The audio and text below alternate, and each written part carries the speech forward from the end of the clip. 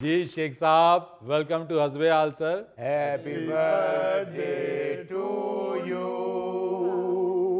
Happy birthday to you Sheikh Sahab. बहुत शुक्रिया जनाब, बहुत शुक्रिया। जी शेख साहब, हैप्पी बर्थडे सर। बड़ी मेहरबानी फरीद साहब, बहुत शुक्रिया। मैं यहाँ ये ज़रूर कहूँगा कि जिन लोगों ने, जिन दोस्तों ने सालगिरह की मुबारकबाद दी और मेरी मोहब्बत में मुझे केक भिजवाया, उनका खुसूसी शुक्रिया।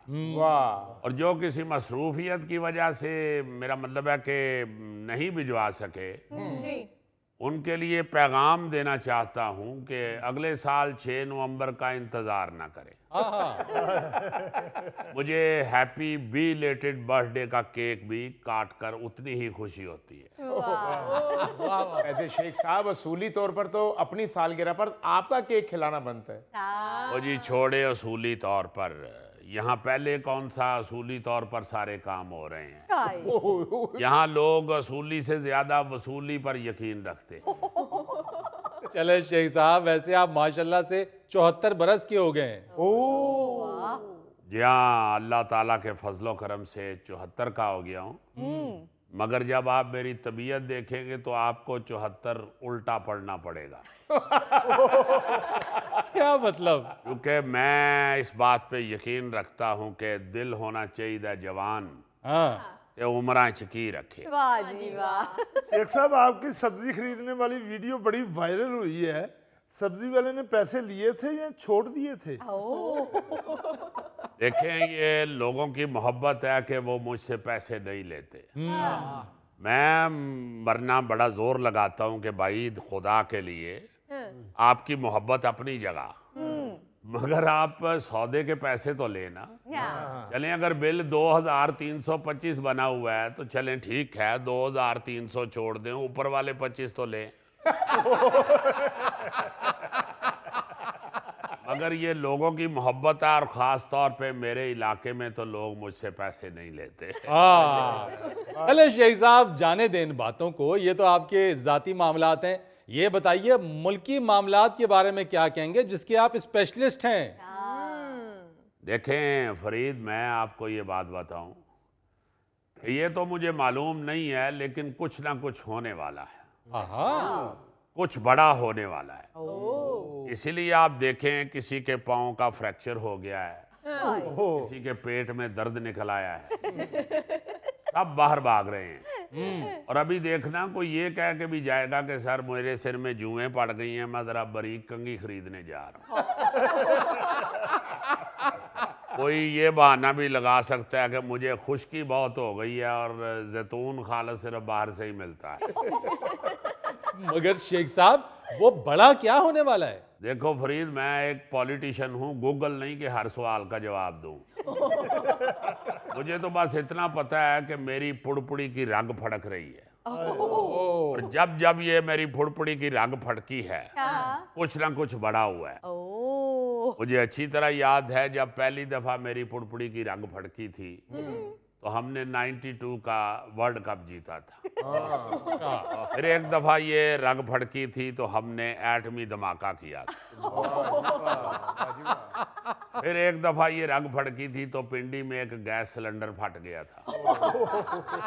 अब फिर ये रग फड़क रही है, अब देखें क्या होता है। तो शेख साहब, आप कुछ होने का इंतजार क्यों करते हैं?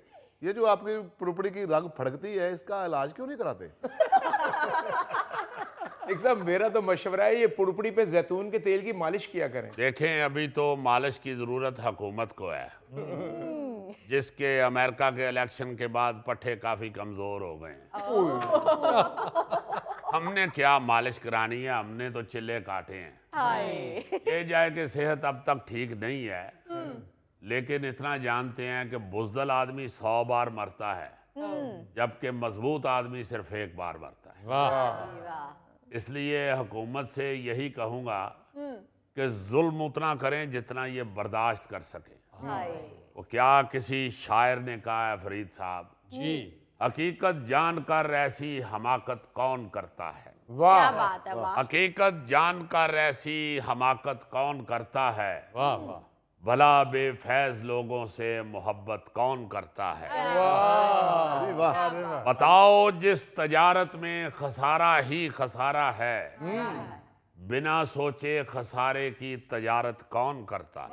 वाह वाह वाह, भला बेफैज लोगों से मोहब्बत कौन करता है। और फैज ना मिले तो फिर कैसी मोहब्बत। देखें, आप जहां से फैज याब होना चाह रहे हैं, वो फैज तो कब का माजी हो चुका है। अब तो हुक्मरानों को ये जान लेना चाहिए कि ये जो गेट नंबर 4 है, ये अंदर को भी खुलता है। वाह वाह वाह, ये तो सारा कमाल मिस्त्री था ना जिन्हें गेट बनाया। देखें, कहीं मिस्त्री है, कहीं रेडी वाला है। चूं चूं का अजीब मुरब्बा बना हुआ है। बल्कि चूं चूं के मुरब्बे को भी छोड़ें फरीद साहब, इस हुकूमत ने चीन जैसे दोस्त को नाराज कर दिया। इस बात पे आवाम इन्हें कभी माफ करेगी और ना ही मैं कभी माफ करूंगा। ओ, बस मेरी तो हाई लगनी है इस हुकूमत को बस। ऐसे शेख साहब, काम तो हुकूमत अच्छे कर रही है, महंगाई में भी थोड़ी कमी वाक़या हुई है। यार क्या काम कर रही है। पीआईए को देख लें, जिस रेट पे ये बेचना चाह रहे हैं, वो लगता है पीआईए के पास सेलों से चलने वाले जहाज हैं। ये कुछ होश के नाखुन लें। मैं तो ये कहूंगा कि आप पीआईए को छोड़ें, पहले अपने फ्लैट्स तो बेचें, उससे आप खसारा पूरा करने की कोशिश करें। पीआईए को बाद में देख लें। मगर शेख साहब, पीआईए की निजकारी की बात तो उस वक्त भी होती थी जब आप हुकूमत में थे। मैं वैसे माफी चाहता हूं फरीद साहब, आप जैसा बंदा दिल्ली में डांग पे बांसुरियां लगा के बेच रहा होता। यार मैं तो बात कर रहा हूं, आप नाराज हो जाते हैं। आप बात मौजूदा करें ना, आप माजी में क्यों फौरन चले जाते हैं। इस तरह आप माजी को भूलना शुरू करेंगे तो फिर तो बहुत सारी चीजें निकल आएंगी। ओ हुजूर, मैंने तो सिर्फ याद कराया है आपको। ओ भाई, क्या फायदा गड़े मुर्दे उखाड़ने का। शेख साहब, कई मर्तबा गड़े मुर्दे खुद ब खुद उखड़ जाते हैं। पीछे बारिशें नहीं हुई थी, हमारे कब्रिस्तान में एक कब्र से मुर्दा खुद ब खुद ही बाहर आ गया था। नहीं गोगा जी, मुर्दा ऐसे ही नहीं बाहर आया होगा, आपने उसकी कब्र पे पड़े हुए दियों में से तेल पी लिया होगा या उस कब्र पर फेंकी हुई दाल इकट्ठी कर ली होगी। ऐसे कौन आराम से लेटा हुआ बाहर आता है। ओ गोगे, शेख साहब मुहावरतन गड़े मुर्दे उखाड़ना कह रहे हैं। फरीद साहब, ये मुहावरे को असली समझ लेता है। अच्छा। ये गोगा एक दफा अपने सेन में तेल गिरा के हाँ। तो कहता, बुलाओ राधा को यहाँ आके नाचे। फिर मोहल्ले के एक सियाने बंदे ने गोगे को समझाया कि भाई वो 9 मन तेल फेंके तो फिर नाचती है। गोगा तो एक दफा दांतों वाले डॉक्टर को जाके कहता है, भाई मेरे खाने के दांत और दिखाने के दांत एक कर दो। और यार, मैं तो बच्चों का सिलेबस आसान करने के लिए कहा था। उनको याद करना पड़ता है, हाथी के दांत दिखाने के और खाने के और। ओ भाई, शेख साहब से मुझे भी कुछ बात करने दो। अच्छा शेख साहब, ये आईनी तरमीम के हवाले से क्या कहेंगे। क्या कहना है बस फरीद साहब, मौलाना फजलुर रहमान ने आईनी तरमीम का जनाजा निकाल दिया। मगर मैं समझता हूं कि ये जो 26वीं आईनी तरमीम है, ये हुक्मरानों के गले पड़ जाएगी। और मैं इनसे कहूंगा कि ये 27वीं तरमीम के ख्वाब देखना छोड़ दे। अच्छा। वरना उसके खिलाफ मौलाना फजलुर रहमान कॉल देंगे। हाँ। और अगर मौलाना ने कॉल दी तो हुक्मरानों को लग पता जाए। यानी आप हुक्मरानों को कहना चाहते हैं, नी चुप कर दाड़ वट जाना, इश्क दा खोल खुलासा। चंबड़ी लथ जाएगी नी चंबड़ी लथ जाएगी, एवें बन जाएगी जग दा हासा।